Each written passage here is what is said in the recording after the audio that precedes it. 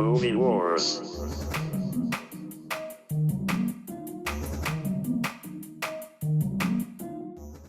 Ladies and gentlemen, welcome back to the Movie Wars podcast. I'm your host. Yeah, woo! Yeah, we did it. Yeah, we did it. Third episode. Well, it's a lot more for everybody else. Yes, yes. Can you turn that fucking baby down? This is Kyle. I'm Seth. And I'm Drew. That's the only quote that's worth. I mean, we got Walton Goggins just randomly swinging to the fences with a turn the fucking baby down quote. You can't get any better than that. I literally didn't even write down a single quote from this movie. That was a good one, though. Well, here's one. You've got to value your life. Says Eric Mabius, the Hallmark actor, to Kirsten Dunst, who has a long career and eventually gets in a Von Trier film. Absolutely. And is eventually... It was because of that quote. She really took it in and was like, you know what? I need to. Yeah, Von Trier called her instant. Is like, listen, I saw what you did with the Mabius kid. I like Hallmark too, but I also like the Antichrist, Willem Dafoe. Please be depressed in this movie. Please be melancholy. Honestly, her awkward, sad development from the beginning to the end where she was like totally cool murdering the dude. Yeah. Like, I enjoyed watching that. Like, I was like, yeah, that makes sense. If all this stuff was happening, like, you wouldn't be okay. Yeah. And we don't end with her like, oh, she's fine. Like, we end with like, I hope there's good therapy that the Crow knows. Like, or it sounds like he was kind of trying to be the therapist there, but you know. Yeah. For those of you who watched last week's episode and watched us completely eviscerate the Crow City of Angels, you'll be a little surprised. We actually have some positive things to say about the Crow Salvation. Yeah. Yeah, and why it's called the Crow Salvation? Salvation from what? The masterpiece that was the first one? Like, why are we still... We need it. They were like, please. If this is salvation, then I'm losing my religion, to quote Michael Stipe.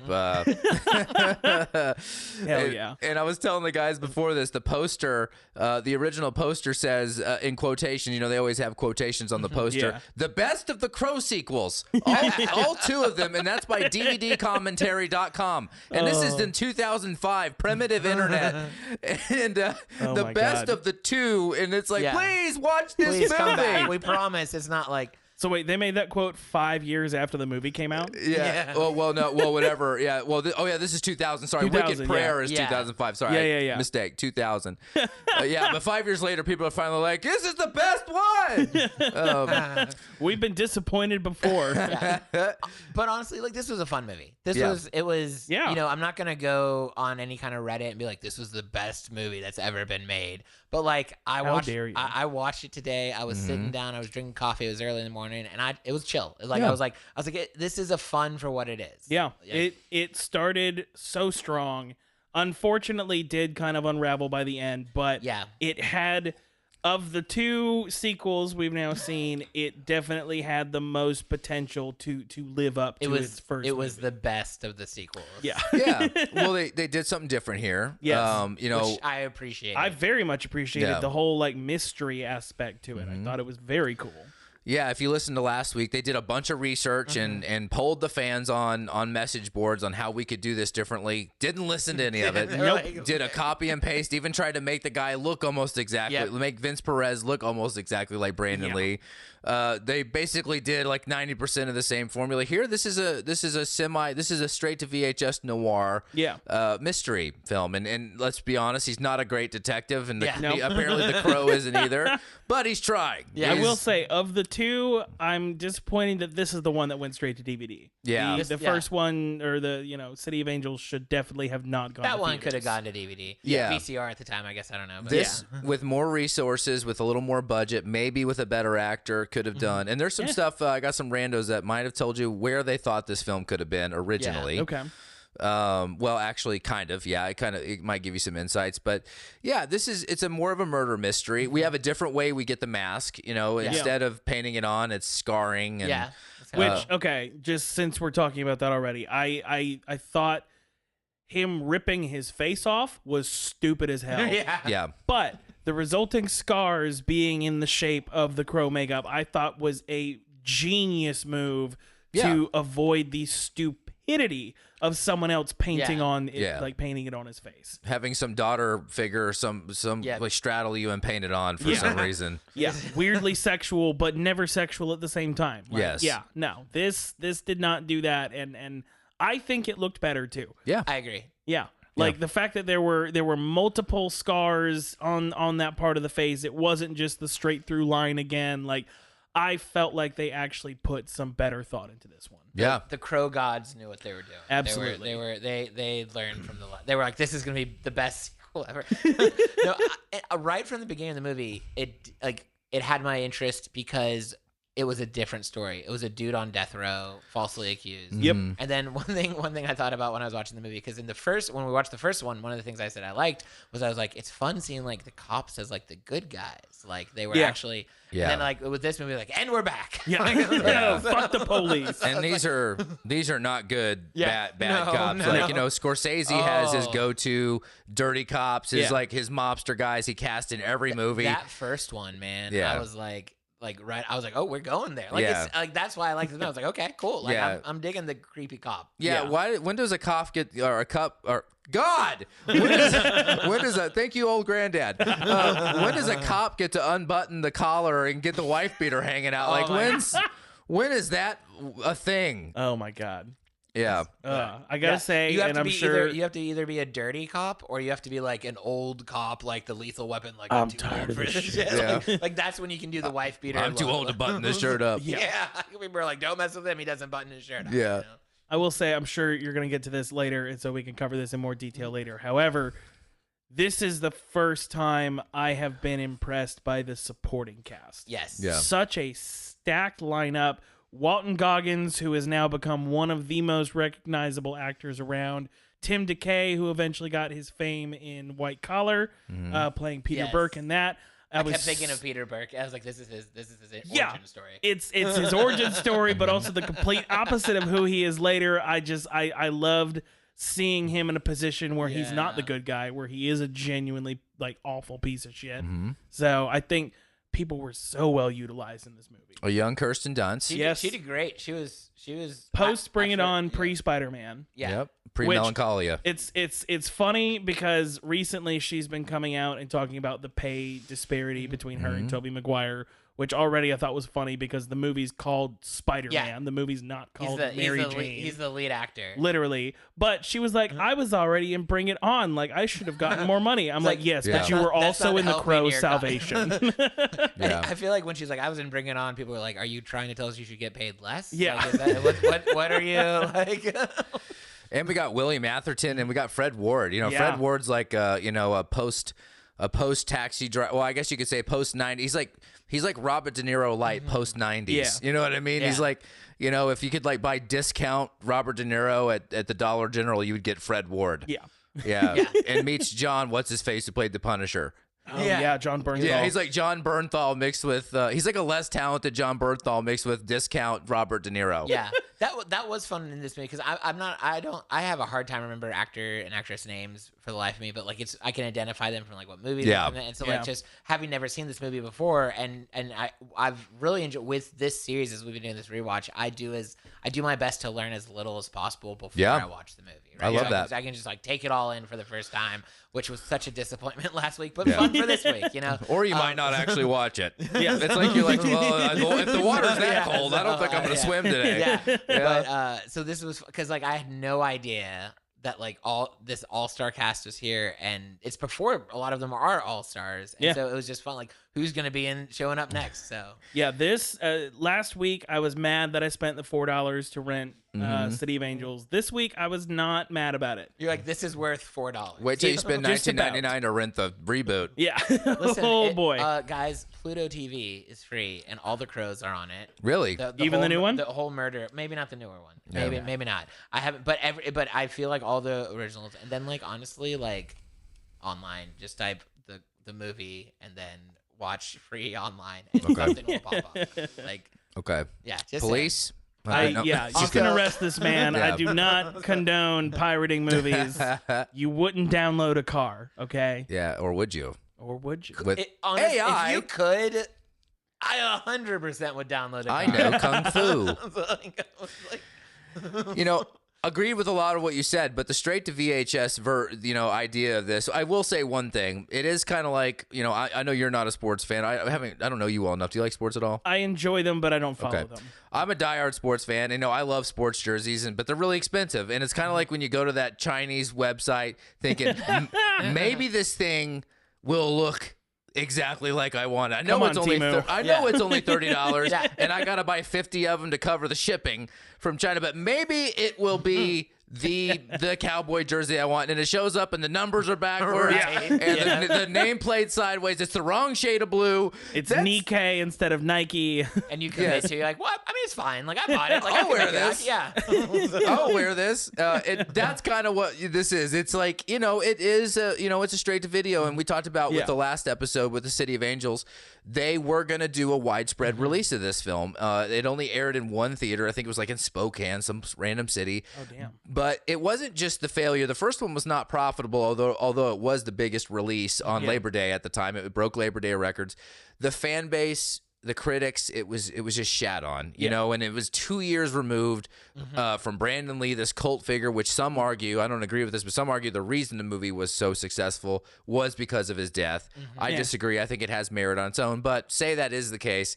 You gave it 2 years. Brandon Lee's barely settled in his grave, and they're already doing and we got the Harvey and Bob Weinstein cutting the thing up. Yeah, I was like, it's not like they did, like, if they did it well after the 2 years, it might be like, wow, this was such a testament to, it'd be like a Fast and Furious 7, if you will. Yeah. Where like there's his contractually obligated Fast and Furious reference, ladies and gentlemen. It was a good tribute. Yeah.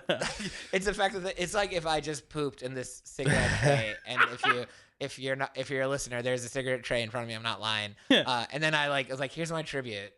You'd be like, no. Yes. Okay, I gotta talk about the cigar ashtray for a second. This is an antique cigar ashtray from 1960, made by Pfizer, and I bought it in 2021. I just felt like it was very appropriate to remember that Pfizer was giving people cigarette and ashtrays. So take that as you will, ladies and gentlemen. Yeah, inject that shit. Yeah. A lot of people do. It's a real problem. Actually. Oh, it's a thing. It's a thing. Injecting nicotine straight in their arms.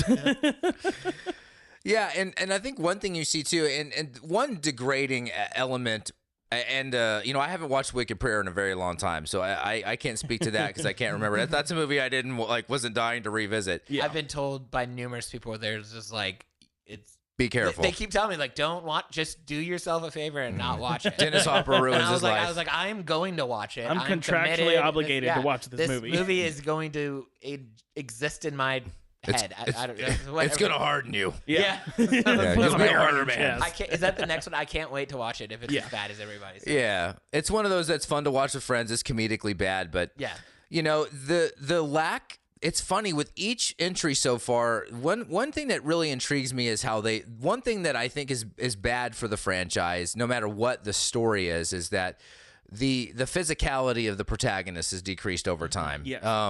Vincent Perez, although he was physical and did things, we talked about one of the reasons Brandon Lee was so successful because he was so poetic. He was like water. It wasn't just the fighting, it was how he talked and how he moved, and he was this physical nonverbal presence. Vincent Perez had none of that. But he's still pummeling people. Yeah. A little physical. But it's telegraphed. Physical adjacent. Yeah. Here there were moments when he was going after the villains or whatever. I'm like, is he doing anything? He's gonna punch a guy. But then at the same time, there were moments where I was like, this is one of the most badass things I've seen in a pre-2002 movie. There was one, the car one. The car scene was the best one. So good. Yep. That was the one, and what to really shit on City of Angels here. That kill was better than any kill in City of Angels. Shitty of Angels.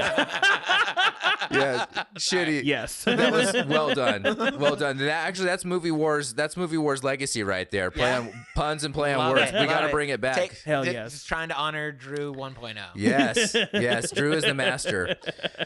And but yeah, that was cool. I didn't expect it.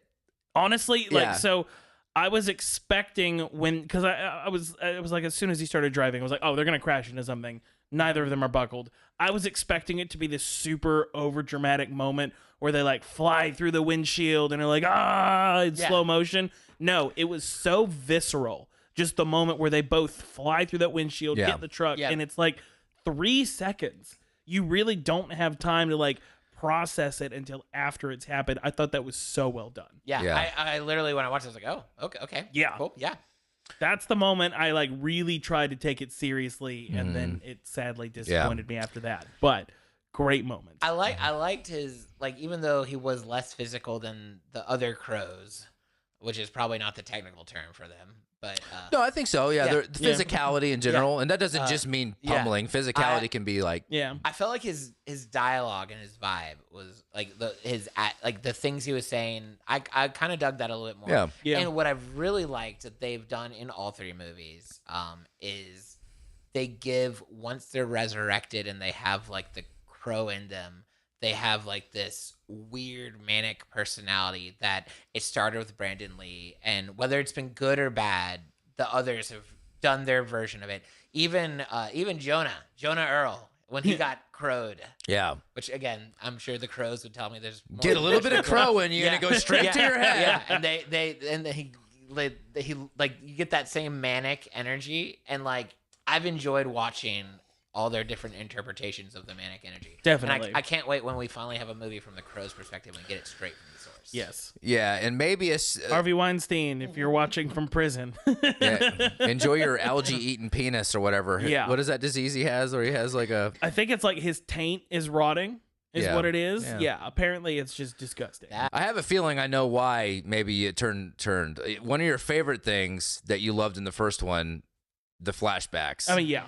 They're fucking unforgivable. Absolutely. In this one. They are. The second one were bad. This is malpractice. Yeah. Drawn out, over sappy and dramatic. It was beyond Hallmark. It was edging into Lifetime movie territory as far as like how bad those flashbacks were. Yes. Yeah. Like, my God, it just they're sitting there and dancing, and then it's like, oh, but did she was cheating on him? I found her so annoying. I was like, are you sure you want to avenge this one? Like, like she's kind of a bitch. Yeah. Yeah, and British accent, and they're doing some weird kung fu they made up, and they were it was like, I feel like someone, when they were trying, like, this is adorable. Yeah. This is it was a single guy who's like, this is what couples do. You can almost hear the director behind the camera being just like, this is gold.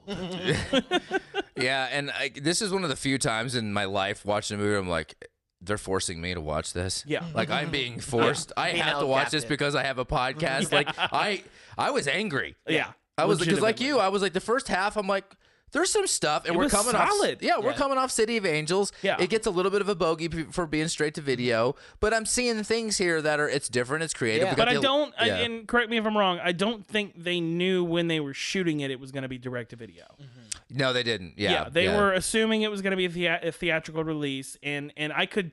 Here's the thing about the second one that bothered me so much. You could tell that it was not a passion project like the first one was. Yeah. The first one, every single person in front of and behind the camera, you could feel that they were genuinely making something they wanted to make. The second one, not a single person gave me the attitude of, we're all in this to make something cool. They were cashing in on Lee's legacy. Absolutely. The third one, however, at least for the first half, I felt like everyone actually gave a shit. Yeah, it seemed like they were having a good time or they were being good actors and doing their job. Like, I did enjoy like the story. I enjoyed the actors' performances. It did kind of the point it kind of got boring for me was when he kind of killed his last guy and he was going for the military guy, like when he was like at the end, because like that's when like once like how did he get this? I was gonna ask you guys this because I feel like I missed something. How did he get vulnerable? Was it because he finished his task and he lost his powers? I think so. Yeah. Yeah, because it's not very clear. Yeah. And that's where I was like, because in the last one I felt like the director's like, how do I end this? Oh, I know. A beam of crows takes the man away. Yeah. And this one they're like, how do we end this one? Yeah. I guess we'll just Yeah. And that part was right about when he was like on that table was when I was like, are we still going? Is this still, is this still a movie? Okay. There unfortunately were several times like I literally paused the movie, where I thought we were like gonna hit the third final part of the the third act, and then I realized I had 40 minutes left in the movie. Yeah. I was like, oh god, no. We're gonna get into a tacked on ending here. Yeah, I literally just started working out because I was so bored by that point. Yeah, there's some dumbbells right off camera there, and I literally just stood right there watching this movie. If you're listening, whoa, yes. They're huge. I'm big guns, badass motherfucker right here. Holy, speaking of inflation, oh god, thanks, Joe Biden. Yes, one thing too. At first, I didn't love this, but I think it's more like time and context. Like we talk a lot about time and context. The first one thing I loved is how we talked about how little exposition there was, and they really let the visuals scream. Yeah. And I love how Brandon Lee explored learning his powers when he's jumping on the roofs. He's like, the second one, there's almost there's not a lot of that. He's not really falling in love with his powers. He's not like slowly. He's kind of just like there. Like everything that about would have been the story if he was a reluctant crow and he was trying to figure out how to stay. I'm telling you, they could have. Hire me to reboot. Shitty of Angels. But everything was everything was so rushed. But in this one, and the reason I actually thought I didn't love it, but I do respect it. They purposely wanted to get a younger crow. Yeah. And funny enough, I don't even have this in my randos, but Eric Mabius did audition to be the crow in the first one. Oh, okay. Yeah, he actually auditioned, but they just said he was too young. Yeah. They wanted a young crow. I love that he got this role then. It's crazy, though, that was 7 years later. Yeah. It means after and he still looked like a child. One, it was like, I still have faith in this role. Yeah. I can do this. Well, they castigated him to the Hallmark Channel. Yeah. He did a lot of Hallmark work. The director himself, I looked like not a lot of notable credits outside of this movie. Yeah. But so not a lot of nothing I recognize. Yeah. And that's saying something. If I don't recognize any project you've done, you're not doing it. But what a cast. How did he get all these people? Harvey Weinstein.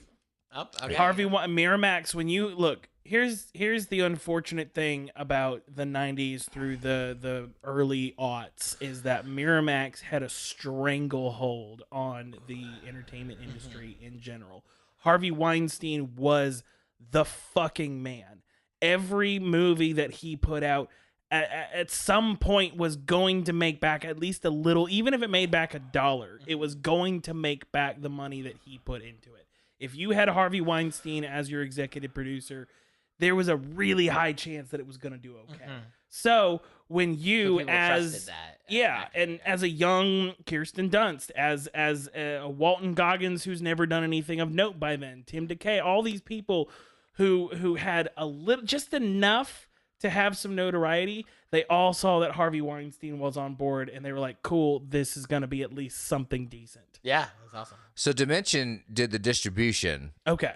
I was wondering, because they were also on board for the second one. Do the production, though? Miramax was the one who produced it. Okay, because that's not, it's not the same. Like, you can have one distribution, and you can have several production companies. But you're right, because you got Kirsten Dunst at a weird moment in her career where she's kind of a young Walton Goggins. Yeah, it's pretty wild how they got these folks. And the next one, you got Edward Furlong, Tara Reid, and Dennis Hopper. Yeah. So, I mean, somehow, doesn't matter. Tara Reid was one of my crushes. I'm excited. I already think the next one's my favorite. Yeah. I'm not gonna I don't want to Tara Reid into that. Too much. Is she the crow? Do we have our first female? She's the crow. Yeah, yes. love it. Yes. Awesome. Yes. Yeah. American really? Crow. Yeah. No, Edward Furlong is.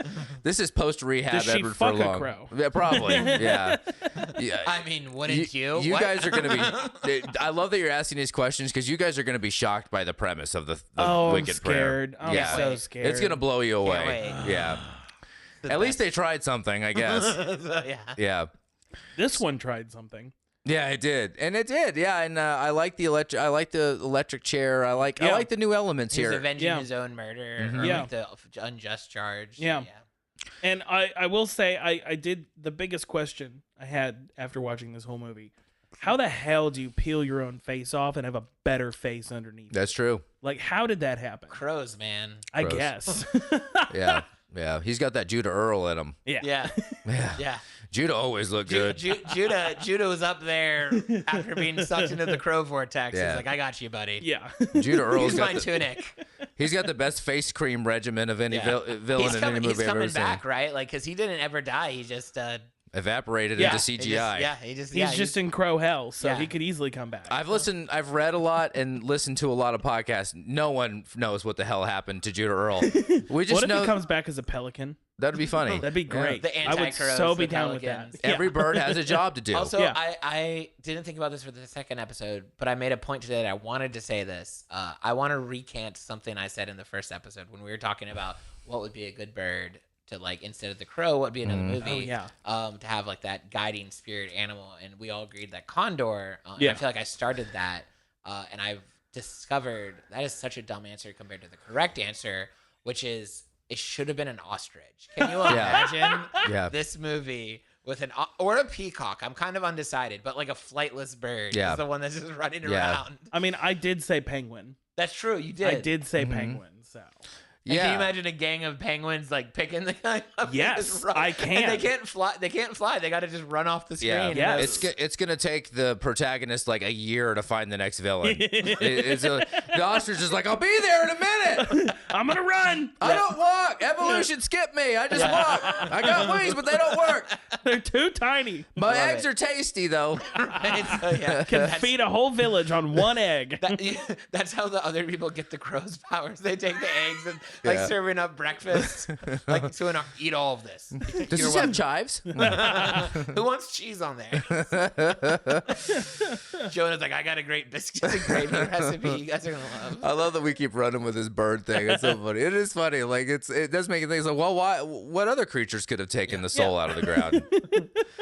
Before I get to the questions, quick call to action. Just, hey, if you love this podcast, share with your friends. I know you got a friend out there that loves the Crow Salvation, that loves it. Make sure they have this in their pocket. Look, even if they like Terminator Salvation, it shares a word. So just send it to that person. I think you should be the good friend in the relationship. And even if they don't even know the Crow Salvation exists, share this with them and be like, and just, you're welcome is all you have to say. Lest ye be saved. Yeah. Yes. Yes. Love it. All right, I only got one question. You like that? I just said it and you love it. I like it when you say something. That was literally just the Pez dispenser brain. Just like, whatever's next. The statement. Yeah, love it.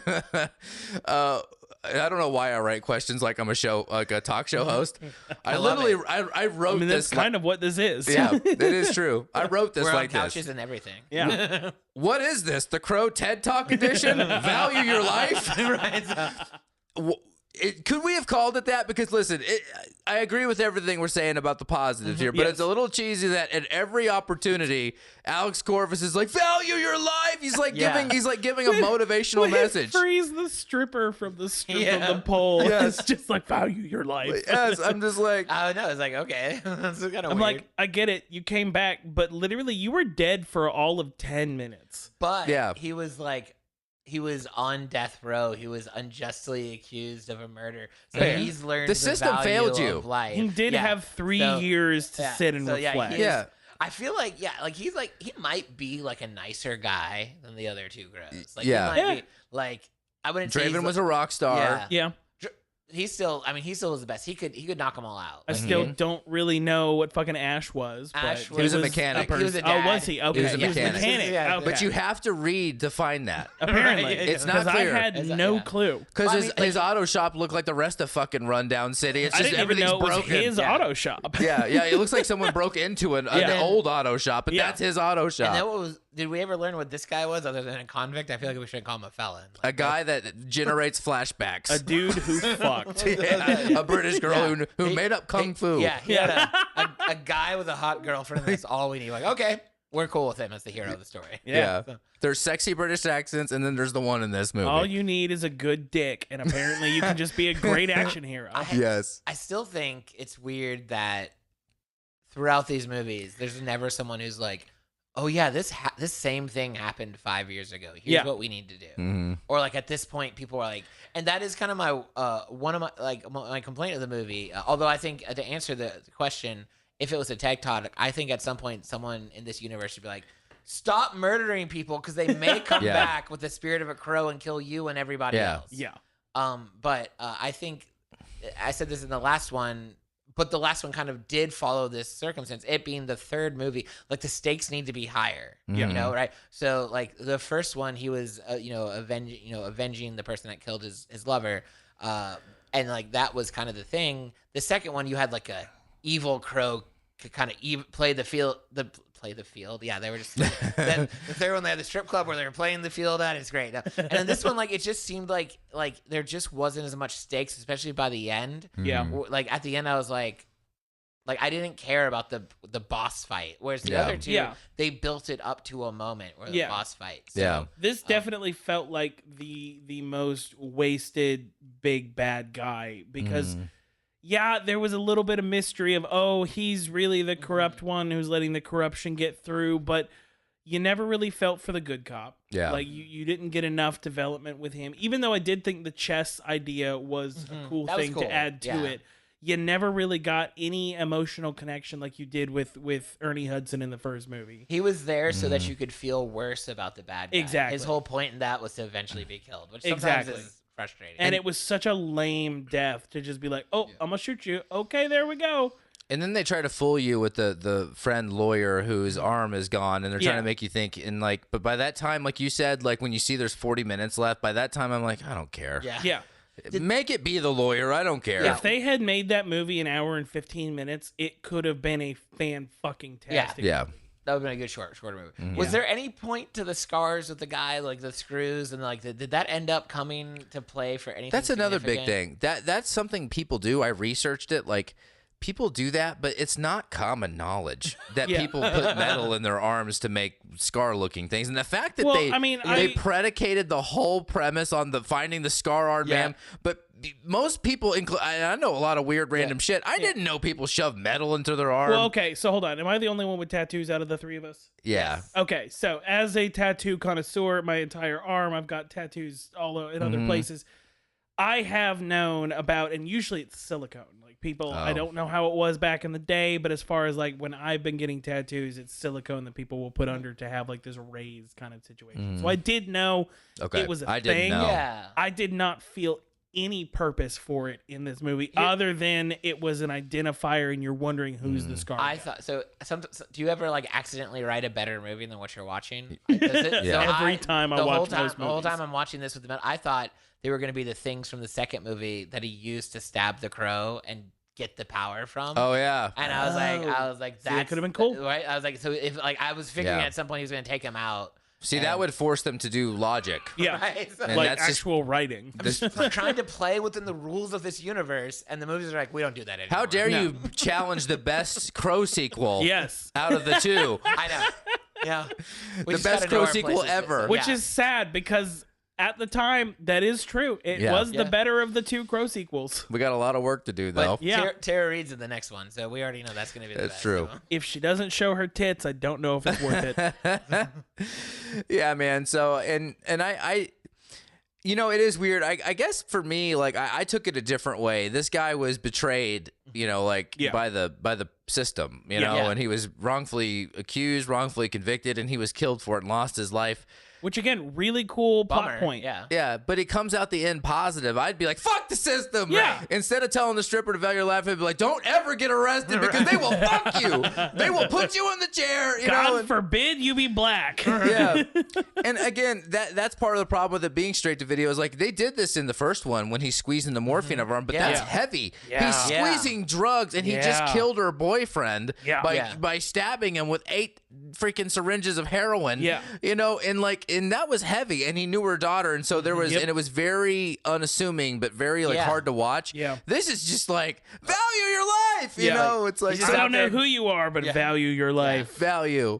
He's just a nicer dude. Like he got the second chance, and he's like, well, let me go. Help. Maybe that's a superpower. He's a nice guy. You know, like like he's And also they zoomed in on her arm, and I had to research this because like I was like, are they trying to make it seem like those are track marks from heroin? And that is what they were trying to do, but like those don't look like collapsed veins that you know. I'm a diehard. We talked about this in the first episode. 90s music, Seattle music. I know what track marks. I really thought I'm a diehard heroin fan. I'm a diehard track marks Track fan. marks are, and I love a good track mark. And then you're like, we've talked about this before. I'm like, I'm pretty sure we haven't. I don't think we did. We were at Waffle House. Remember the drugs? Yeah.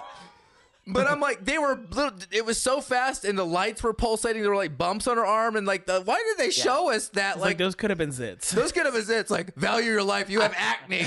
Right. See, that's what I love about like crappy movies. Yeah. Is when you see that efforts were made. Yeah. It just was something stupid. Yeah. But then I'm like, you know what? Cool. Okay. They tried at least. Yeah. It's like That's how more than you could say about the second one. Yeah. It's like how when parents name their kids and they don't have a creative bone in their body. But like when they decide to have a kid, like all of a sudden they're creative and they're gonna name their kid. Like they're gonna like do a crazy version of the like Kyle spelled Kigihl. I get so annoyed with those parents when I meet their kids. And that's like what this is. When you have to spell the names, I'm just like, what? I'm not spelling it that way. These folks are never gonna get to do a mainstream film. Yeah. And so they're like, how creative can we be? Like zoom in on the arm. It's like, well, what are the? They'll know. Yeah. Like, are you sure? Yeah, they'll know those are track marks. So like, well, they kind of look like just bumps, and the lights are kind of crazy. Do it! Yeah. Don't get it. You know, there had to be like one person was like, "This is the best piece of Y'all, everyone else is like, "Let Jeff have this." I have been on so many local sets where I'm watching the director and the screenwriter and the producer all behind the camera watching the most pointless shot I've ever seen happen in a local film. And they're just like, we're going to change lives. Yeah. Yeah. We're going to change everyone's life who sees this. And then no one sees it. Yeah. I wrote a sketch for a reel and then we like filmed it and did it. And it was like, but it was like, there was a dream sequence like where and so it was at a gym, so I was in the real sequence I was lifting small weights, and then I was so excited about this little subtle touch. I was like, but in the dream sequence, because it's like my perception of things, give me the biggest weights to lift. And I was like, people were gonna be like, that was the coolest thing ever. I think you two are the only other people that know that that's the thing because I just said it. I don't think it's like a 45-second reel. No one's ever been like, wow, look at the weights or like that. Like it's dude got pumped. But like when we were in there filming, I was like, no, trust me, this is gonna hit. Yeah, nuance is a thing. Yeah, right? So, absolutely. Because people who watch social media reels are like, I want good nuance. Yeah. I don't know why this is coming to mind, but it reminds me of The Office. What was Pam's boyfriend's name originally? Roy. Oh, Roy. Yeah. Your art is the best art. That's literally everybody in this movie right now. Your art is the best art. So I, good for them for making the heroin marks. I'm glad they did. That looked like pimples. Some makeup artist is very proud. Yeah. Yes. Yeah. They probably did the makeup for the crow on the next one. Yeah. Can't wait. Yeah. I've heard that's the best one. The only holdover. It's like, why don't you do the mask on the main character? We might need to watch that one together just to get through it. Right. Yeah, no.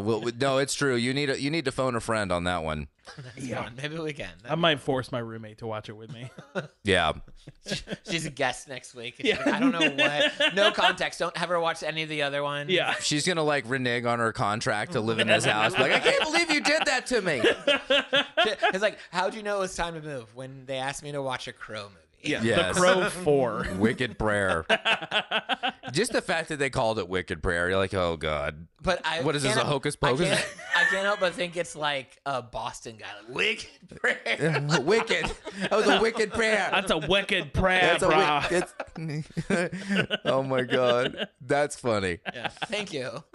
Rando. Here we go. Why do I use so many hand motions? Like rando. You're giving bonus content for the YouTube people. Yeah, it's uncomfortable to say. Bonus and boner content. I know the vitriol that this creates with a small segment of the population. Most love it, but I say randos and some people go for the knife. Yeah, you know what I mean. They can do their thing. They can do that. Fuck them. You're allowed to be wrong. You know what? Yeah. Rando. That's right. So I was aching to say this earlier, but I didn't want to ruin the rando because you were saying things, both of you, that like alluded to this. Originally, Rob Zombie wrote, directed, and scored this film. Oh, he spent 18 months on it. It was originally called The Crow 2037. And but the idea, again, someone with a different idea. It was an older Crow. It was going to be kind of a Western. This sounds so Rob Zombie, doesn't it? This is the movie. Guess who was going to play the older version of the Crow? Scott Glenn from Silence of the Lambs. Ooh. Oh shit! Yeah, I was gonna guess. I was gonna guess Sam Elliott. I was honestly gonna guess Rob Zombie. I was like, that's the guy. Yeah, I'm gonna do it myself. Yeah. So wait, did he actually direct a version of this, or he was just on board too? It was hard to find exactly what they got done, but I know for 18 months he at least got it written and stuff was in place, and he progressed it. I don't know how much they actually got done. Okay. I don't think, but he at least did a lot of pre-production. Yes. Okay. Yes. Okay. And if you think about it, this is 2000. This is year 2000. This is I'm gonna look it up. Devil's Rejects that was his first film, right? I honestly am not very familiar. I know he did the Halloween reboots, but I'm pretty sure those were after this. Yeah, way after. Yeah. Drew, keep talking. I was like, I have nothing to consequence to Devil's add to Rejects came out in 2005. Was that the first? Yeah. I don't know. Yeah. Is it weirder if I just agree? Yeah, just agree. Yeah. That was the first one. Yeah. Y'all keep talking and I'll figure this out. Oh, no. The first one was, okay. First one was House of a Thousand Corpses. Oh, that's 2003. I was about to say that. You were. I could sense it. Yeah. I could sense it in your track marks. Yep. Yeah. I don't remember. Value your life. But yeah, so also like in that city, everyone's like, no. Yeah. You see where we you live. value your life, asshole. So this would have been his first feature film. It would have. That's what I was getting at. So this, because I said so, I kind of misspoke earlier. I was like, well, it actually could have been a bigger deal, but Rob Zombie did have a big music career. Oh, absolutely. So and he directed all of his music videos, so he at least had the expertise to come in and do a film. Yeah. I feel like this would have been a good one for him, honestly. Yeah. And I mean, he eventually really leans into hyperviolence and over-sexualization. I think he's a good filmmaker, but has crutches. But having the limitations of TV, well, I say that, but there's nudity in this. Like I was thinking, was this an after hours thing or something? I mean, it was direct to DVD. Like it wasn't a TV movie. Okay. It was direct to video, so you can kind of do whatever you want. Okay. Those don't usually get rated. Okay. That makes sense. Yeah. But yeah, I would have liked to see that. Yeah. I think it would probably have been a pretty interesting movie. I like the idea of an older Crow too. Yeah. Let's get him for the reboot when they reboot the second one. Let's get him to direct. Yeah. He loves mashups, man. He loves like mixing stuff up. Has his Monsters movie come out yet? I just saw it pop up on my search. It came out 2 years ago. I didn't even know I didn't even watch it. Oh, man. I might have to look that up because Honestly, I'm very curious about it. He lost me with Halloween 2. I never watched any of the Halloween movies that he did. They're just, I mean, Mike Myers is 6'10". It's like, it's so hyper violent. Like, and I don't mind violence, but it's just like over the top. Right. Yeah, there does come a point where it's like, it's just not fun anymore. And the first one didn't lean on the violence. You know, the violence was so subtle. That's what made it great.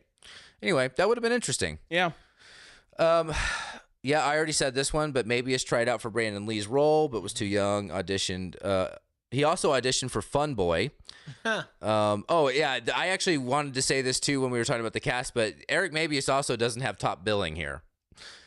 There are 3 people, so I guess he kind of was on the lower tier of the stars of the movie. Yeah, and it's all about the order of which, you know, who gets paid the most. Yeah. The order of, let me find the order. Was Kirsten Dunst top bill? She was top bill. Because she had done some stuff before that.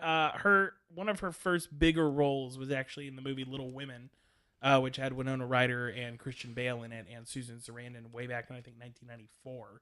Yep. So she had been acting as a child, and then I think the year before this had done Bring It On.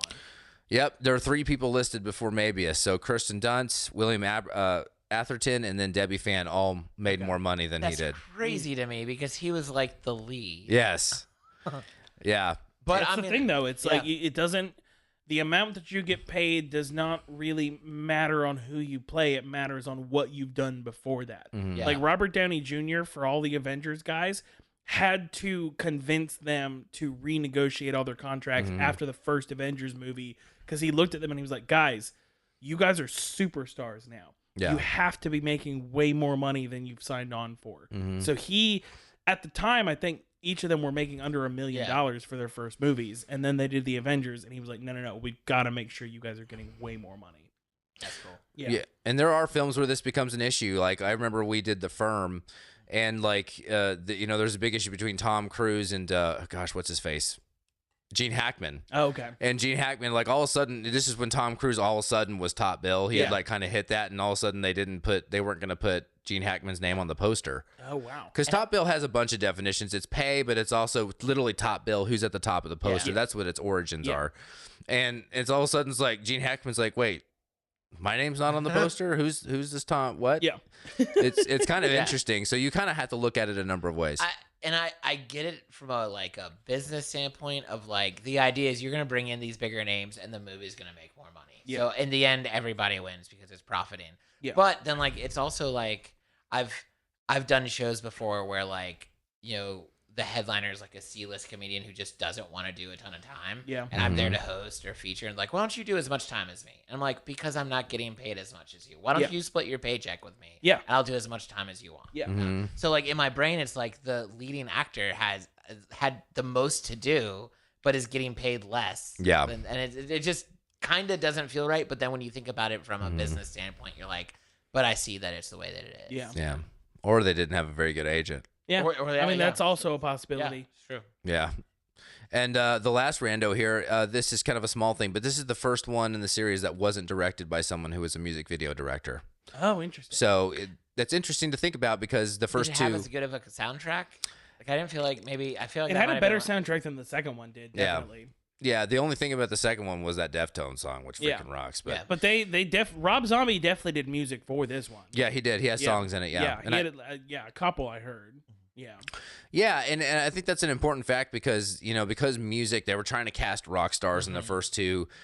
In the first one, Draven is a rock star. There's so much music embedded, and this one, that's not really. Yeah. That's not really something they included. He's a therapist. Yeah, he's a therapist. Yeah. Oh, is that what he was? No. Yeah. I don't know. He's just a guy. He's a felon. He's a guy. Man who's about to die. We just literally know that he had an old pickup truck, got into an argument, and then a guy with metal in his arm put a knife, and that's literally all we know about this guy. That's another kind of weird thing. We don't know jack about this guy. At all. Yeah. Yeah, and then he has... that is the other interesting thing about this, is that this guy has no real connection to anyone still alive. Yeah. The Kirsten Dunst's character didn't really know him. She knew who he was, but you could tell they didn't have a relationship because also this is the first time I feel in the movies where no one recognized him. Yeah. He's literally sitting there beating the shit out of someone who killed him and the guy doesn't even realize that it's him. It took a lot of time. Yeah. Yeah. It's weird. Yeah. Maybe that's why he didn't get paid as much. They were we don't even know who you are. Yeah, it is funny. It just hit me. It's God, this is the first time we don't know anything. I mean, I guess we only know you didn't. I mean, they didn't make it clear in City of Angels that he was a mechanic. I had to read that. So yeah, true. Yeah, but at the same time, it's he still had connections to people who were around and people recognized him. The people who killed him recognized who he was. Yeah. In this one, literally nobody. Even up until he killed them, most of the people didn't recognize that he was the guy. They ended up recognizing him as a guy that's immortal that's going around killing them. That's how they knew him. That's why they were oh, crap, he's coming after us. Whenever he would ask about the scars, everyone would be like, oh, that guy made it up. Whoever he actually is. They were like, oh, he made it up in the third person. They were never referring to him as him. They were referring to this other guy who was already dead. No one knew he was the guy. Yeah. Why does he have the same initials, by the way? Ash, what's his name? Ash Corvin, and then we have Alex Corvus. Yeah. Why are they so close? Did the first one have the same one? No, that's Eric Draven. But this one, Draven, why are the names so close? That would be a fun thing. Maybe crows can only do ACs. Yeah, it's the rules of the universe. I didn't make it up. The crows decide. Back to your break room concept, and the crow smoking. As the crow flies, we just go waiting for his next assignment. What's his name? Eric. I don't do E's. Yeah. Is Alex Adam? Yeah. I'm the A crow. A crow. Yeah. Learn your alphabet. Bertha's on the C's. You just gotta go call her. It's her day off. Well, she'll get to it later. It's fine. I don't know why a crow name. Bertha is not a crow name. Bertha? No. Berthas can't be crows. Bertha's Berthas are cows. Yeah. Yeah. Bovine.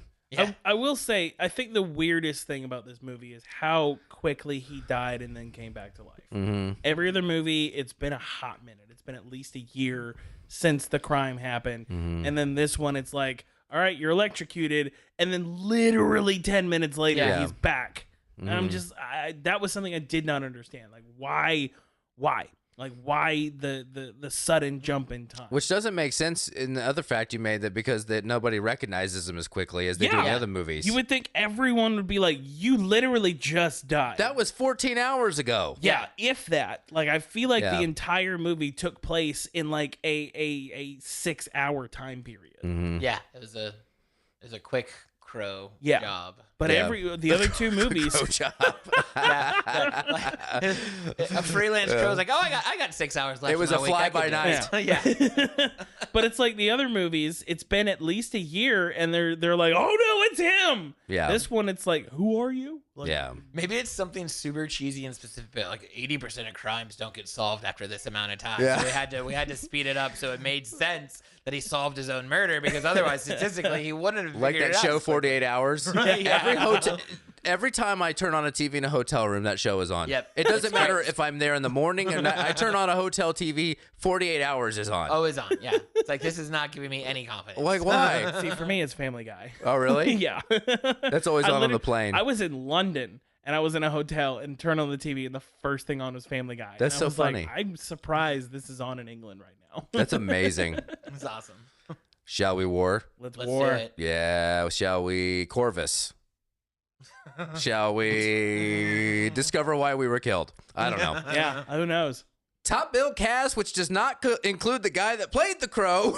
What? Kirsten Dunst, William Atherton, and Debbie Fan. I think every single one of them did the best that they could with what was given to them. Clearly, and I would be interested. I doubt this information exists as far as like publicly available, but I would love to know what order they shot it in. Yeah. Because for some reason, the first 45 minutes, you could tell there was passion. You could tell that people were actually trying to do their absolute best. And then whatever happened with the last 45 minutes, maybe even longer than that, no one gave a fuck. They had read the script and they're like, this is where we're going? Yeah. Oh, okay. Or did they find out it wasn't going to be in theaters? Like they got bad possibly, news. I know you all thought this was a theatrical release. We're going straight to DVD. Yeah. I genuinely would love to know, because and most movies, for those of you who don't know, most movies are not shot in any type of chronological order. Most of the time, they're looking at what locations can we get at what point, and they're going to schedule around the locations. All the shots in one location are filmed on the same day. Yeah, even if it's like, you know, this scene takes place in the first 20 minutes of the movie and this one's at the end, if it's in the same location, they're going to shoot it in the same week. And so, I would be very curious to know like what order they shot this in, because somehow it was a very fine line in the middle of the movie where you could tell no one gave a fuck. Yeah. Literally the only movie I can think of that was shot sequentially was Mad Max 2. But that's because it was all shot in the same region. Literally the only movie I know that was shot in order. I can't think of another one. Yeah.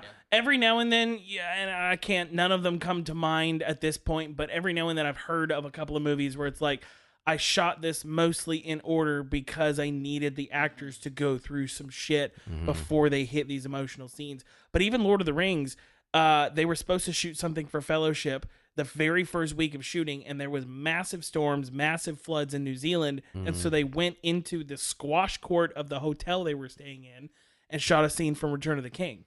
But they shot half the scene. So when you watch that scene, the shots between Frodo and Sam are happening a year apart. Wow. Just because that's all that they had the room for to shoot, and they had to shoot something that week. Wow. Yeah, so that's wild. You just never know what order they're going to be shot. Jackson had a lot of freedom. Oh my God, yes. Usually they wouldn't, like, even a good director doesn't get away with that. Seriously though, but again, it's like if the park that you're supposed to shoot in is literally flooding, what are you going to do? We're going to paint this room blue and we're going to put some rocks in it and we're going to shoot this part of the scene. Yep. And then they literally left the set in that squash court. That hotel was without a squash court for a year and a half. And then they came back and shot the other half of the scene and then got rid of it. That's but yeah, wild.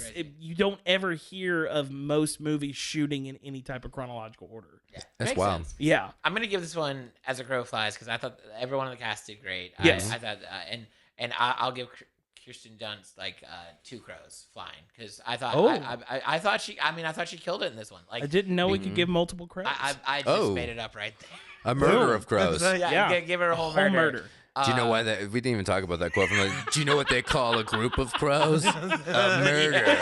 As soon as he said that, I was like, yeah. Get it? Like I'm vocabulary. I'm watching these movies for lines like that. Like, if there's not enough lines, like I'm like, well, you wasted opportunity. Yeah, kill him with vocabulary, Perez. For actors doing their best with the shitstorm they were handed, I agree. Crow flies. Everyone did the best that they possibly could. Sorry, you were gonna say? Oh, I was just saying with Kirsten, she like the ending, like when you saw how like not well she was and how she was like so cool killing this guy, and Mr. Live for better, like the crow telling everyone to like do better, saving the stripper. He was kind of cool with it. He was like, she's been through a lot. We'll let that one go. Yeah. Granted, she did literally have her mouth sewed shut by the guy. That was intense. Which was kind of out of left field. Yeah. When I saw that was. Well, it was out of left field, but right before that, we saw the cop trying to get with the 15-year-old. Yeah. So I was like, this is what we're signing up for. What's funny for me is literally while that was happening, I was doing planks right there, and so I didn't see that she got her mouth sewed shut, and then I stood up and was like, is her mouth sewed shut? Yeah.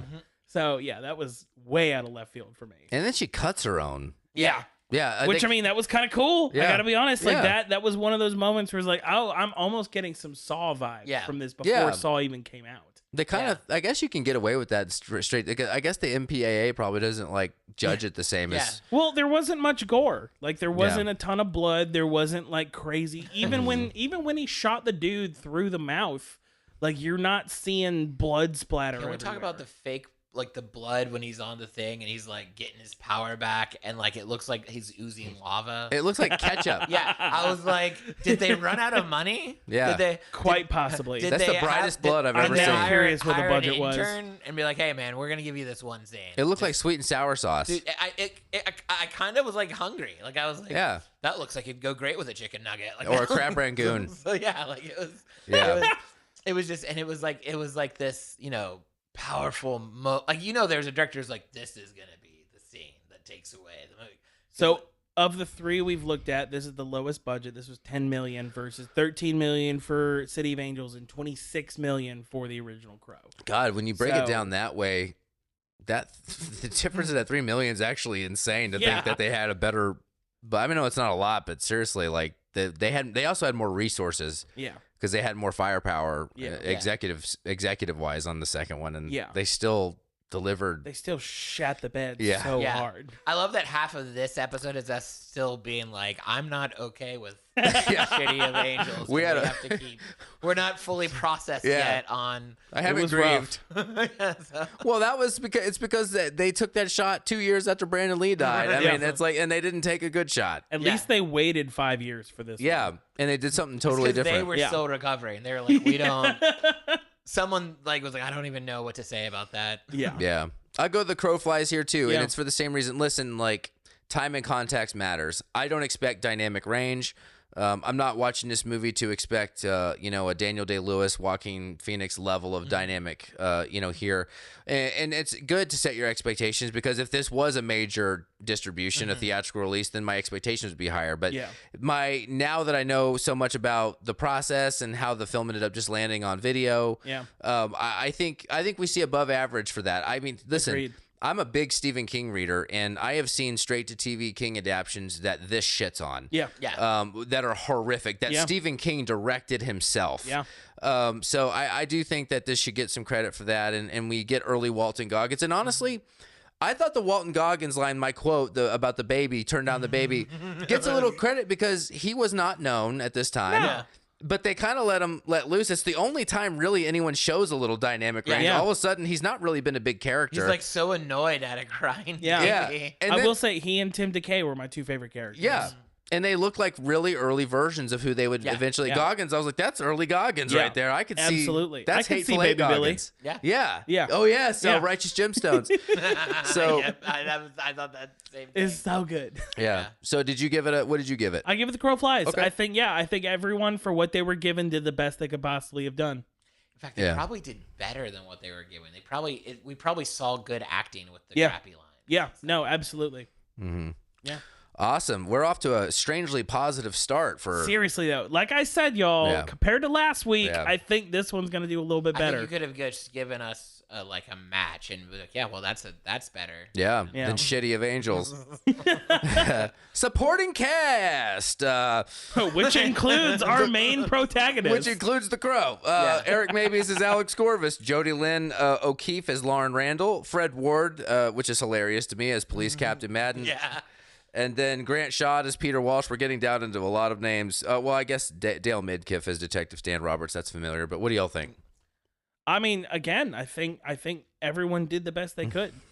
Like, I didn't have any complaints with the acting, to be perfectly honest with you. I think everyone was, even if they had shitty lines they were delivering, they tried. I could tell that there was actual, like, effort put into what they were doing. I liked it. It wasn't like I didn't go into this movie being like, I hope I see some really good acting. Yeah. But I thought they did well. I found myself caring about the characters more. Yeah. So yeah, legit. Yeah. So I give it the Crow Flies. The only one I have a problem with on here is Lauren Randall, played by Jodie Lynn O'Keefe in those flashbacks. That's unforgivable. Yeah. That's some bad. But again, I mean, that's bad in a straight-to-video movie here. I mean, it's... But again, when you're handed a shitstorm of lines, there's only so much you can do with it. And she arguably was handed the worst of everything. Yeah, that's true. Yeah. Yeah, I agree. Yeah. Well, we're stacking it up here. 2 for the Crow Flies here. Yeah. Poetic killings. So this is once again for the audience. Creative, interesting deaths, because the killings are always interesting in this franchise. The only reason I'm going Crow Flies is because of that car scene. Yeah. That car scene took me so by surprise. I had the most over-the-top expectations of what they were going to do, and it was going to look so bad, but they literally kept it in such real time. And sometimes I want the Zack Snyder treatment. I want it to be in super slow motion. I want to see every little visceral, tiny detail that you could have. Other times, if you're going to show me a car crash, I want the carnage of this is how it would happen in real time. And the way that they were thrown out of that windshield so fast, I give it the Crow Flies just for that moment. Okay. I go to Crow Flies. I loved that scene. That was a great scene. Also, the fact that it also ended with more crow paper. Like, where did you have the time to make that? You know, like that was good for him. Yes. Like, he's good. You know, maybe he was a painter. Like, maybe that was his job. Blood. I mean, anytime we're killing pedophiles, I'm a fan. So like, cops, like so like that. I'm always for that. Yeah. That was a cool scene. And like the fact and like it set me in a good mood because it was like that's the first one. Yeah. That was like I was like, oh, if that's where we're starting then. And then the ending when he electric chaired the guy that was in charge of him getting the electric chair. I was like, yeah, I'm cool. I'm digging it. Yeah. I mean, like I allow myself to not be a good person when I watch these movies. Yeah, good for them. Like let's keep those good murders coming. Yeah. Keep killing the pedophiles. Yeah. Cut all their balls off. Yeah, absolutely. I don't think that makes you not a good person to want to see pedophiles die. We should do that in real life. Yes. Yeah. We should have a volcano, a favorite volcano. We'll call it Pedo Volcano. We just lead them up and just dangle them. Can we become like movie wars by day and then we're killing pedophiles by night? Sure. I am down to be the Batman that murders pedophiles. There's a whole Twitter follow about dudes that are like volunteer and they like deceive predators. Yeah.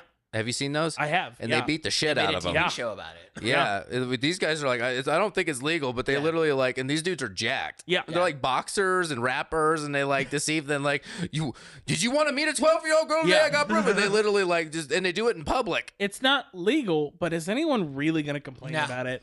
Like, is anyone really going to be like, they need to go to jail? I think it's good, especially as the father of 2 daughters, man. Yeah. Oh, man. I actually did go eat crow here, and I love the car crash scene. Yeah.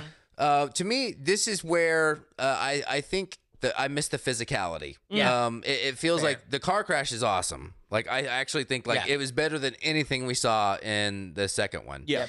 But we wouldn't even call it by its name. Yeah, I don't even want to say it. I don't want to say it out loud. We're in the moving on phase of our grief. Yes. Yeah, we're grieving the death. The hour and the 84 minutes we spent. Yes. But I just think it's funny. Like I know they draft. Yeah. They cast Mabius to Thank you, Granddaddy, old Granddad. They cast Mabius because they wanted a younger guy, but they also cast a guy that really has what seems to be very little martial arts background. Yeah.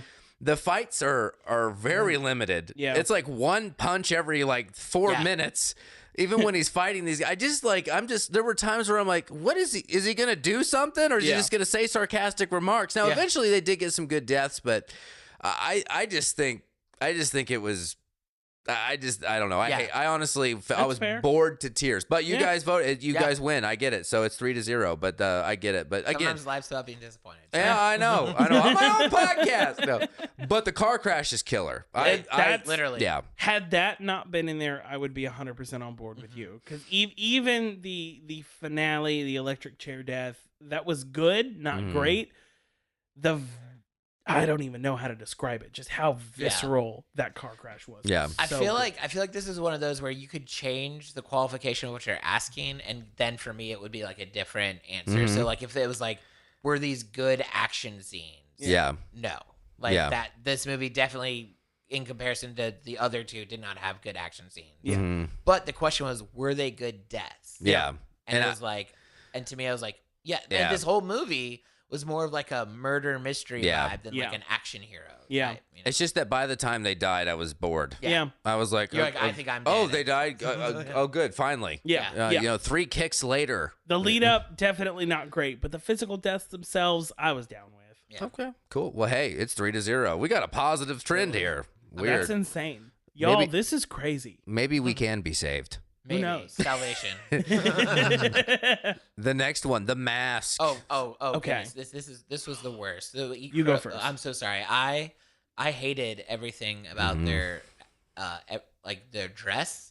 I hated that the set. I guess the set's not this fun. We'll get to that. But it was like they got all these great actors, and then they're like, "What do you want us to? What's wardrobe wanting us to wear? Like, when should we come to get dressed?" And like, "Oh, just come with your casual Fridays." I mean, they were literally just like regular people. And that's fine if this was a regular city. Yeah. But the past 2 movies, we've built this, one movie and then one attempted of a movie. Yeah. They built this narrative of like, this is where was my Chemical Romance looking people? Where's my emo phase? Like, where's my 2000? This was literally in the 2000s. Yeah, goth culture had really taken over. Like, it should have been. Yeah. They knew All American Rejects and Good Charlotte existed. Yeah. All right? It's fine, but I'm gonna totally give it an eat crow. So here's my thing. As great as I thought the physical crow mask was, being scars, there wasn't actual paint involved. Like, they really tried to do something different. I agree with you. I don't think that, as good as that was, it could save everything else. Right. So I am going to say eat crow on this one. There was a good mask, though. Yeah. I also thought of another thing, and then we'll get your thought. Sure. I didn't realize until our last episode that these aren't all happening in the same place, right? Yeah. And so I thought it would be kind of cool for the narrative if they were all in the same place. You know, the first 2 movies, and there's like a time jump between the movies. The first 2, there's just this real shitty city, and you can see how grungy it is. But the third movie is the first time you have corrupt cops. I think it would have been a fun narrative for the shittiness of the city if it was like outwardly things were looking better. Crime was looking, even at one point, it's like crime's been down. But you had more corruption in the cops. So it was still a shitty city, but everything just looked better. Yeah. And I was like, that would be cool, but they're not doing that. Like, Yeah. This really is not the series for nuance. Yeah. Yeah. It's once you take away a couple of really amazing actors and creativity, this thing really, it changes. Yeah, I go the same. Yeah, eat crow. And like you said, I like the method. I like that they were thinking differently about how he gets it, but I don't like the way it looks. I don't know why he has 2 lines on one side and 1 on the other. Yeah. It kind of like, and this is one way it does relate back to City of Angels, which that there's stuff happening that they do a horrible job informing you of. Like, they're doing a lot of expose in one area, but in like key things like, oh, that's Sarah from the first movie. We're going to let you figure that out without any detail. That's kind of the mask for me. Yeah. It's kind of like, okay, he peeled off his face. Yeah. And he's got, I don't like that mask. And also the wardrobe, and everyone kind of looks like they raided like Third Coast Comedy's improv closet. Absolutely. Like, even Fred Ward. Fred Ward's a good actor. Like, he's been in some big movies, right? Yeah. Fred Ward's, he's not super dynamic. He's always Fred Ward, but he's been in some key roles in some movies. But even his police uniform kind of looked like it was ordered on Amazon for Halloween. I'm just like, there's nothing really unique here. Nothing happened, Yeah, so I go eat crow. Yeah. Good. Good. Finally, a negative. Yeah. Nobody wants us to be nice and positive the whole time. No. I know. Maybe we're just feeling bad because of the last one. You know, we really. The last one was so bad. Yeah. It really made me rethink all my life decisions. Yeah. We really dropped the guillotine on Vincent Perez. Yeah. I'm sorry, bro. I know you tried. I know you're great friends. Yeah, he's a big fan of the podcast. Yeah, he is. He was a big fan. Yeah. Till last week. He wanted me to reiterate. He texted me. He says, "Remember, I'm big in Europe." He says, "I'm big in Europe. Always have been." He's like, people like French romantic dramas, musicals. Yeah, historical romance films. Yeah, films that have the word bosom. Yeah. In them. Love you, Vince. How good are these bad guys, huh? I mean, I gotta say the crow flies on this one. Okay. You're seeing some fantastic actors just before they hit their prime. Mm-hmm. As they're building themselves up and really learning how to experiment with characters, learning how to get out of their comfort zone. Knowing what Walton Goggins becomes today, knowing what Tim DeKay has done, knowing what all of these people have done, I think, once again, same with just like the cast in general, all of them were given something that was not great, but they all said, we're going to make this the best thing it can possibly be. I genuinely enjoyed Tim DeKay being this unhinged motherfucker that he is. Especially watching him in White Collar and seeing how reserved he is as the character Peter Burke. Seeing him be this absolutely batshit crazy corrupt cop. I gotta say, the crow flies. I thought it was fantastic. I thoroughly enjoyed their characters. I feel like if the question was how good were these actors, I'd say As the Crow Flies. Yeah. But like I didn't feel any like kind of like connection with the villains or anything like that. It was just like a group of corrupt cops. Yeah. Like, and so I'm gonna like it at least with the second one, they tried. Yeah. Like they did it terribly, but they were like, here's the bad guys and this is why they're bad. And you're like, I don't feel like you really told us this is why they're bad. But you're wanting me to think you did. With this one, there's like bad cops. Like I'm not even too sure. Like it's just unmemorable. Like the whole situation that like why they were being corrupt cops. All I know is that they were corrupt cops. Yeah. And anyway, so I'm gonna give it Eat Crows. But I do agree. I mean, that being said, I agree with everything you said. Yeah. I also give it Eats Crow because... That's fair. I'm fine being the odd man out on this one. Damn right it's fair, Seth. It's your house. No. Yeah, I just love randomly yelling. That's like my thing. Hey, my roommate's not even home, so feel free. God. She's such a nice person, too. She is. What's her name again? McKenna. This is for you, McKenna. McKenna works at WWE. We love you. Thank you, McKenna, and WWE. Love wrestling. Yeah. I love Walton Goggins, and I know he's the best thing going in this crew of criminals. Yeah. And he eventually him in Hateful Eight is just fucking phenomenal. So good. But for every one Walton Goggins, I feel like there's like 50 cutouts that don't even really make it as like secondary guys in an HBO show like The Wire. Like these guys wouldn't hack it in The Wire. Yeah. You know what I mean? As like just cutouts and now granted The Wire is high end, but they still have to have like random cops. You know what I mean? Yeah. I just and even the guy that's the perv, and I'm glad he died, but that guy I'm even just like it's just so thick. Yeah. I'm just like, oh my God. Yeah. It's like, it's just there's just nothing compelling to me. And even Fred Ward a little bit. I know I've seen Fred Ward do more. Yeah. Everything is just very telegraphed. And so I went that way. They completely disinterested me. And also, I think a lot of it's plot. Yeah. I don't know that these guys believe why they're in this thing in the first place. Like the whole reason they framed him. Why, and like as the viewer, I'm kind of like, well, what is their motivation? And with the Scar guy. Well, I mean, so I will jump in on this one. I'm going to jump on this grenade. I know I disagree with both of you on this, and that's totally fine. But here's that flashback where she sees them kill that random dude. Yeah. We don't know who that dude is. That's fine. But we see that they clearly have been corrupt for a very long time. Yeah. This is ingrained in who they are. And the fact that they just saw her and were like, fuck her, we're going to kill her. Yeah. And that led to her dying in front of him and then them killing him. Like, I don't know. That is something I am going to disagree with you on. I do feel like even though it was boring as hell to get to, they did give the proper motivation for why these people are doing the thing they're doing here. I just wish they emoted that more. I agree with. I 100% agree with that. Yeah, but I do think they tried to at least give that motivation. You know what I think would have helped with that is if you have this gang of bad cops. If there was one throughout the movie who started second guessing what they were doing. Yeah. And so you saw one cop trying to start like being a little bit better, and then when they killed that person, it would make them all look like meaner cops. Yeah. I think that would have helped make I agree. better. Yeah. Interesting. Okay. Peter Burke, that's the start of him. And then he comes back in white collar as the Crow, and he avenges. But we can say one thing, and this would maybe edge it over, is thank God that Iggy Pop isn't here. Yes. Yeah. Curve floating in the river with the flowers. Yes. Someone told me, because I always post when I'm watching these movies and get people's feedback. Someone's like, Iggy Pop was the best part of the movie.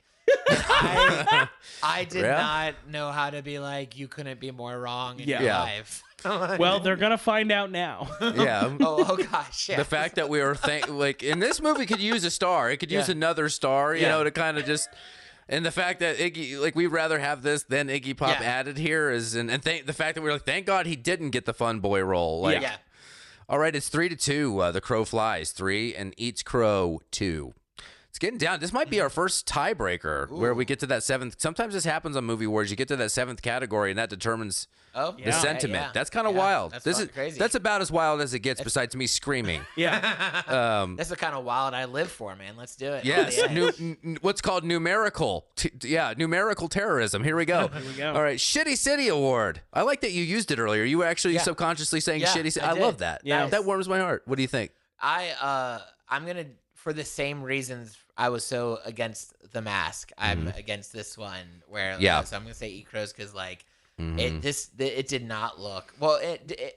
I am kind of a little let down that this isn't always in the same city. I like to believe in a universe where crows resurrect people for vengeance. It only happens in like one city. Yeah. I like to think that their network is still small. They haven't franchised. Like, why does Tulsa get a crow? Yeah. No, like I think just one crazy crow city is all we. To me, that just makes this universe more achievable. Honestly. I dig that. But I just if even the second one looked more what it's supposed to look. Oh, smogged. It was smogged all the hell. Yeah. This one would make a terrible start of a MCR music video. Yeah.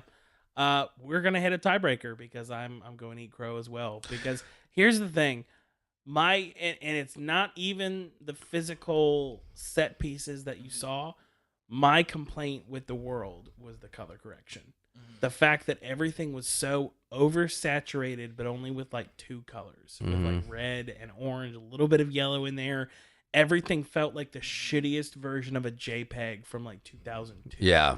Like it just, none of it looked convincing.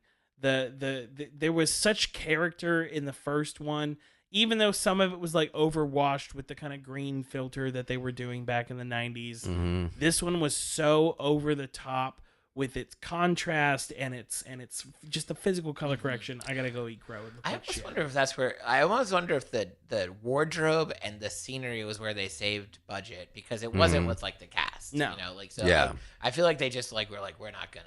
It felt like they just weren't trying. It felt like a home movie. Yeah, I go Eats Crow too, because this is definitely where this differentiates the most from the first 2. Yeah.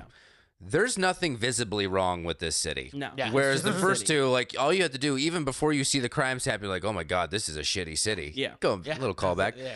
But you're looking at this city, it's like, well, when you take the criminals out of it, this kind of just looks like me driving through Franklin. Yeah. You know, it's like, it looks like just like a loading dock. Like, there's no pollution. Yeah.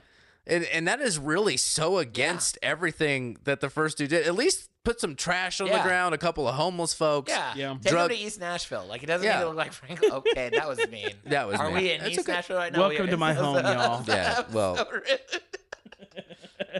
Man, I think you meant North Nashville. You meant Eastern Nashville. Eastern Nashville. Or North Nashville would be a good, more apt. That's hilarious. Yeah, all the Nashville people have followed us now. Yeah. So I'm sorry. Yeah, but in fact, you could almost argue, like, especially when you compare it to the first two, this place is immaculate. Yeah. I don't think they need a crow on patrol for avenging people and resurrecting people. They don't need a crow. Yeah, we don't need a gentrified crow. No. All right. Oh, I'm not gonna go to a place where there's smog. No. Yeah. They need to be in the rough. There's not. I don't know. Or maybe there's a lot of crows. We did see a bunch in the second movie. So yeah. We did. They have plenty, and 5 years have passed, so maybe. Side note, one of my absolute favorite things about this series has been you getting into the psychology of the crow, because you've unlocked a whole new like a whole new aspect of comedy, because I just keep thinking like about what the crow thinks, you know, and like why the crow chooses, and like this break room idea. Did we get much what does the crow say? Did this movie have much personality for the crow? Like, did we get much of the actual crow in this movie? Yeah, I think we did. I think we got about as much as the first or second one. Yeah, I'm kind of did he turn into a crow at some point, or did the crow pick him up and fly him away? That's a thing of argument. He did Jesus jump. There's a lot of people, and you'll listen to some podcasts, I've read about this.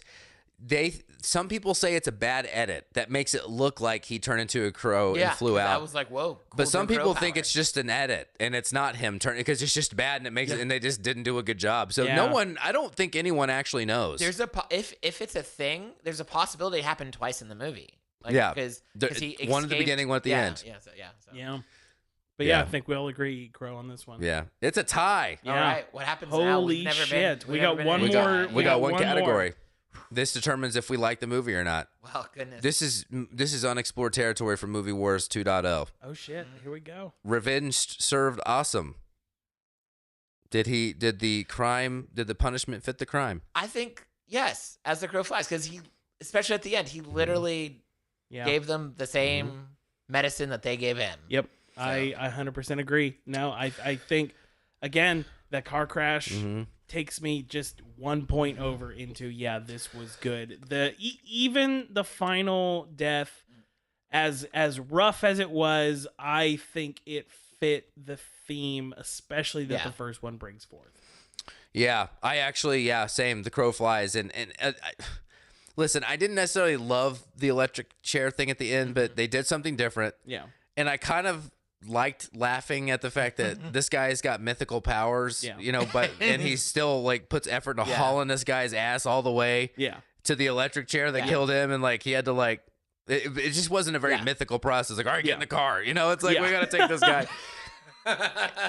And I guess I'm like questioning myself on my own category. Like, literally the punishment fit the crime. Absolutely, because he literally did, and I think that's kind of cool. Actually, in a movie where I said that didn't have, the deaths weren't great, they didn't do a good job there. The last one did kind of have this funny callback. I feel like it ties, at least, especially in the first one, I don't care enough about the second one to check, but like the first one, all the deaths fit what they did. Yeah. And I feel like this one, at least the last one did, but like, I mean, I think the other deaths maybe didn't fit because they all just kind of killed him and he was done. Yeah, like they were kind of random. They were random, but they kind of fit the situations that they were in that moment. So. Yeah. Crow flies.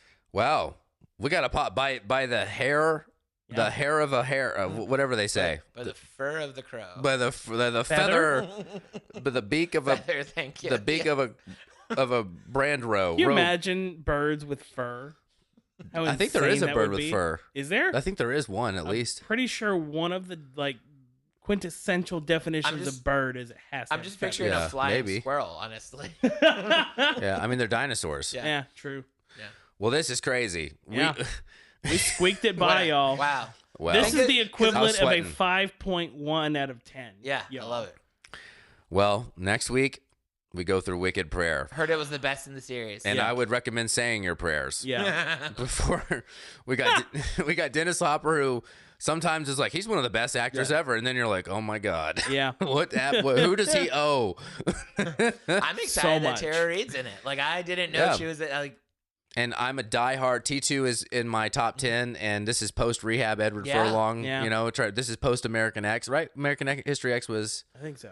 Yeah, this is 2005, so it would have been... Yeah. This is crazy to see Edward Furlong here in this. So it's going to be interesting, but here we go. Thank y'all. This was a lot of fun. I'm Kyle. I'm Seth. I'm Drew. Love y'all. Have a great one. See you next time. Wars.